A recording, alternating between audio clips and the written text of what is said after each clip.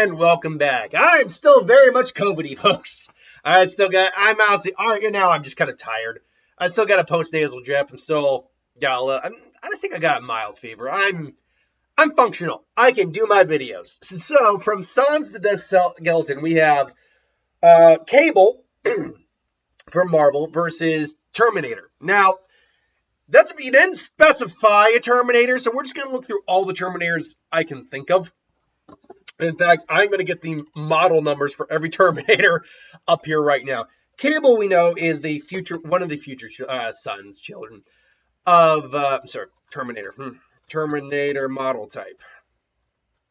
Terminator models. There we go. And every single, all Terminator models. Cable, I believe his name is, I'm trying to remember what his actual name is. It's not Scott Summers, that's his dad. Hope is a different Summers. Nathan Summers, I think, is his actual name. Correct me if I'm wrong on that. Is a future warrior from the future. A distant future which has changed multiple times, where Apocalypse has, taken over in certain instances. There's a techno-organic virus. In that world, he is a soldier.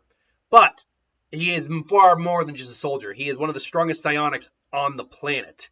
He has a techno-organic virus in his body that allows him to, have a much more physically enhanced physiology, but it allows him to interface with technology. But it's constantly eating the organics from his body. So he uses his psionics to keep it in check, which is why most of his telekinetic abilities or telepathic abilities are usually pretty mild. He also carries a varied amount of weapons on him and is capable of traveling through time. The Skynet company, Skynet was the company. Skynet was a protection protocol, an AI that was designed to protect humanity and ultimately went rogue and caused our near extinction. It is an AI that creates multiple different models of Terminators to try to get the job done for wiping our skin away. So there are actually quite a few T models. There's about, at least from what I'm finding here, there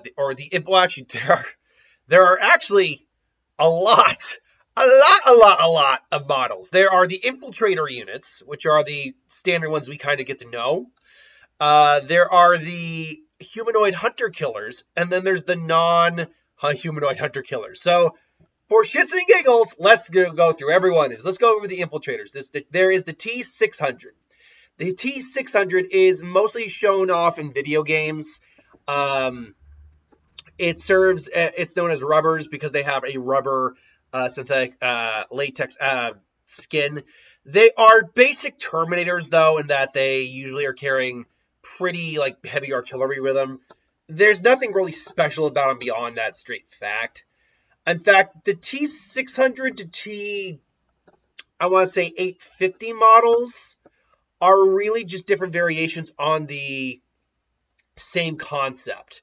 This T700 is a Cyberdon System Series Model 700 Infiltrator Unit, also known as the Series 700. Serves to infiltrate. They don't give a picture here for the T700, but the specifications is it was the first one to house living tissue. Unlike the Series 600 series, thermal scans cannot differentiate a T700 cyborg from humans. Therefore, the 700 series are a huge step past infiltration units. Despite these advances, the T700s are still not very adapted or capable of true independent creativity. Their behavior is based on Their behavior is based on the observation and labor camps detainees, and is, one second, I'm just going to close a tab here, maybe I'll make this function better. Basically, these are still just standard models. There's nothing really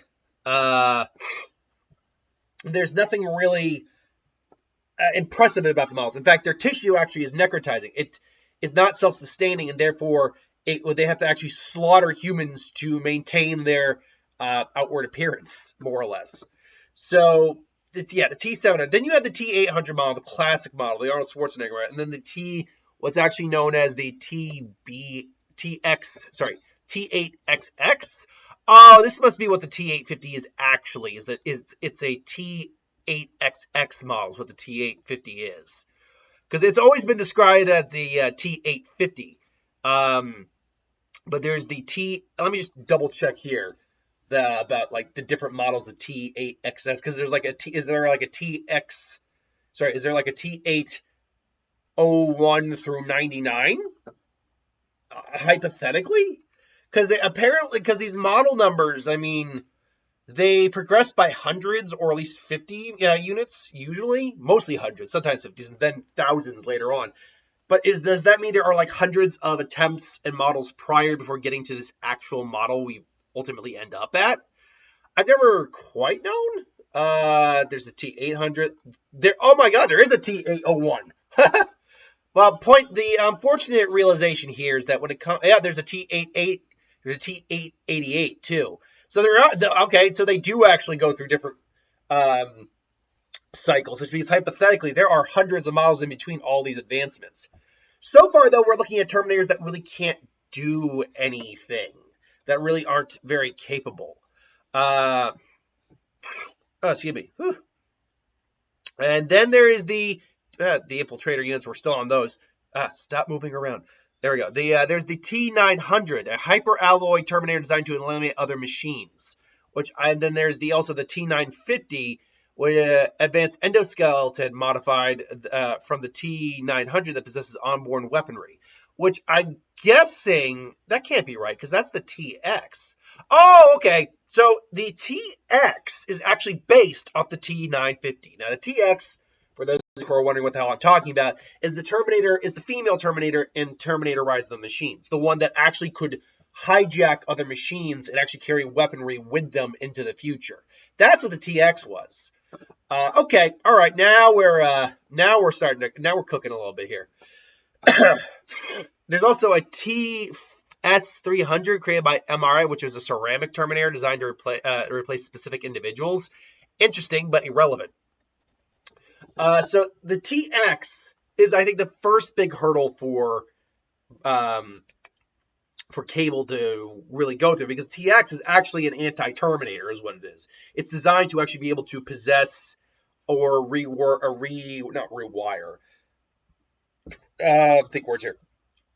Possess, reprogram other Terminators or other electronics and control electronics. Add on the fact that it carries its own weaponry, which includes standard firepower as well as laser-based weaponry that Cable has in his future. This would be the first big challenge, I think, to Cable. Now, Cable can also create a force field if he needs to.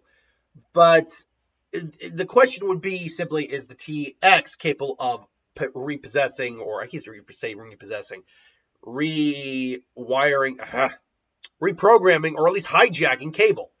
I think the answer to that is probably no.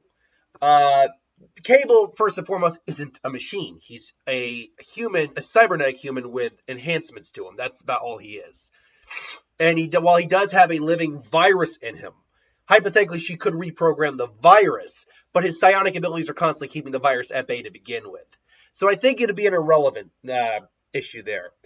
This is interesting. I didn't know there were advanced versions of the T-1000, because there is the standard T-1000, which we know is a liquid metal robot, or cyborg, not even cyborg, a liquid metal machine designed to infiltrate, same as the standard Terminator lines, but it's far more effective as it can shapeshift into multiple different appendages, weapons, all that. But what about the other T-1000s here? There's T-1001. Oh, this is from the Sarah Connor Chronicles, right? A mysterious rogue Terminatrix who traveled from the future seemingly as a part of an infiltration to build an artificial intelligence from Skynet to fight Skynet. She is a T-1001 who has assumed control over technology company of Zero Corporation as received. So wait. Is she actually a hero in this? Who traveled from the future seemingly as a part of infiltration mission to build our. Oh wait, seemingly as an. Okay, no, she is still a T-1000, definitely. At least in cuts, she must be a more advanced model in some way. It doesn't really specify how. The T-1000 models are still very much, still very much capable of being defeated. They can't really take much in terms of standard blunt force or physical damage, but if you get energy-based weapons, if you get like acid or anything like that, you can kill a T-1000 with actually little difficulty. Superheat. The T-1002, which is in the comics, it's able to develop stallion weapons across all of its body and shows that it is probably has greater control over structure and design than its predecessor. I don't really see how forming stallion weapons all over your body really allows you to do that. The Rev 9 we know can do that. Excuse me, but I don't quite see that. What about the TXA? Let's see. What the hell is a TXA? Like the T-1000 model, TXA is composed of a mimicking polyalloy. This has levels of strength and durability unseen by previous models. Far stronger, faster than the older models like 799 and like you see right there. I didn't know there was a 799 model. And the T-800 being able to even rip the head off such cyborgs with ease. Has such levels of durability is considered almost invincible. No conventional weapons or explosives can damage it for more than a second or two. Even barrage of fire from a plasma weapon can only paralyze it for a few seconds. A TXA was even reportedly surviving continuous fire from multiple plasma weapons, including a heavy plasma turret. As such, it's able to transform. Its family's dogs, effective cameras, search large areas. It's able to split itself into large numbers of cats. Okay, that's interesting. Perhaps the most frightening ability of this particular model is his ability to implant elements himself within humans, performing alterations to the host brain. That's okay. I can understand how that is a much more advanced model than the T-1000. It's able to do everything and then some. All right. We are definitely now talking about some more considerable threats to Cable. So a standard T-1000 probably would get shit teeth kicked in by Cable. Psychic abilities could keep it in check, like just telekinesis alone. Then firing enough plasma-based weaponry or whatever could definitely do the trick. But a TXA, that one might... Now, Cable's psionics are so much that I don't think he's going to be able to possess Cable's brain. And the techno-organic virus, how that reacts to that would be interesting. Because I have a feeling what would happen is it's just going to one's going to override the other, but because there's so much more of the techno-organic virus in Cable as opposed to the little bit amount that would be inserted into Cable, I think it would overwhelm the TXA. But we also aren't taking into consideration the fact that Cable can overwhelm most technology because he is a technopath, courtesy of the virus. Not to the extent that someone like Apocalypse is, but he is a technopath, courtesy of it. Right out of the gate, too, I'm going to say the Rev 9, which is one of my favorite models, actually, in the movies, would also lose as well. I think that's pretty much a given. So I would say the TX is going to be a problematic one, because it's just going to be a matter of putting the damn thing down. That's what's going to come down, is like, can this damn thing die? I think Cable, though, between technopathy abilities, let's call it that, psionic abilities, and firepower, I think he will find a way to do it. And then there's a T-3000, which was basically the main Terminator we got in the... T-5000 was the one that was the John Connor one. T-3000, I believe, is the one that we see that's played briefly by Matt Smith in Terminator Genesis that possesses him, if I'm not mistaken. It's the John Connor one. So what's the T-5000 then? Hold on. T-5000, or are these the exact same thing in a different form? The T-5000 model was the one that possessed him. Okay, that's what happened. Okay. So there's a T-3000 model. The T-3000 model, honestly, interesting in concept, but not overly that powerful. I think Cable could probably overwhelm the T-3000 without too much. The matter phase shifting is probably difficult to deal with, but nothing that Cable probably couldn't handle. And then we go on to the non-humanoids, the humanoid and non-humanoid hunter-killer models, which is going to be a lot quicker because most of these he's going to tear through. The T-1 battlefield robot, T-4 unnamed tank, T-17 pteropod, the T-20 service robot model, Moto Terminator and Snowminator, Automated Motorcycle, are all going to get completely wrecked by Cable. They're just machines. That's it. the T-70, the T-400, the T-500 are all going to get completely also wrecked by Cable, which leaves us with only 2 Terminator models left. I'll get the pictures up for these ones if I can. We have the T-Infinity. Holy shit. I vaguely actually remember this one in concept, so hold on. The T-Infinity, Windows capture, hold on, where are we? All right. The T-Infinity is, if we can get the damn ads to go away, is this thing. Which, badass, right? That's a badass looking guy right there. You would know how to find. That looks like something straight out of a comic book. The T-Infinity prototype Temporal Terminator was created by Skynet with the purpose to make sure the timelines don't get out of balance. So far, it seems there is only one prototype created by Skynet set to correct the timeline. What this thing is actually capable of doing. So it was built with an onboard time displacement equipment, making it possible to relocate itself in time. It also translocate direct hits from a weapon and not be destroyed. However, it can only translocate attacks it is aware of, therefore making it susceptible to stealth attacks. Also, indirect hits also weaken it. In addition, its vulnerability to close quarters combat and energy weapons such as EMP attacks. Like other Terminators, it's superhumanly strong and durable, shown to be stronger than the T-800. Resistant to conventional weapons, a trait combined with most of its translocation abilities. Translocation, I'm going to assume, means it can literally take an attack like an incoming missile and just send it somewhere else, as long as it knows it's coming. The T-Infinity also is protected by a blue force field that covers its most vulnerable areas: knees, inner thighs, belly, hips, elbows, armpits, shoulders, back, and neck. So all of it. The force field is powerful enough to instantly vaporize even the ally which the T-800s are built out of. The force field is not active while the T-Infinity is deactivated. And it's not completely invulnerable, though, as shown when John Connor seriously damaged it by blowing it up with one of its arms, deactivating its defense force field, attacking it with a rocket launcher while it wasn't looking. A technology similar to the Series X endoskeleton has been applied to T-Infinity, making it capable of storing various onboard weaponry. Its combat capability is extremely lethal fighter, able to easily overpower and destroy Uncle Bob, whatever that is, and a TX in 2 separate occasions. At a distance, it employs various weapons stored in its forearms. Like the TX, it deploys abilities to generate multiple firearms. It can be seen enemies hiding by solid objects, basically has X-ray vision. And thanks to its time displacement equipment, it can see through time into the immediate past. It's extremely resistant to damage and can keep fighting on, as observed when destroying 8 T-800s without taking any damage. Later continued to fight even when it was heavily damaged and had one of his arms completely destroyed in an explosion. However, despite its great resilience and resistance to harm, it is possible to damage a T and destroy a T-Infinity. Since its translocation abilities only work on attacks it's aware of, it can be caught with stealth and sneak attacks. EMPs can temporarily weaken it. A direct hit from a rocket launcher was able to blow up an arm, and its CPU time displacement equipment are vulnerable to reprogramming once shut down. So this thing is pretty boss.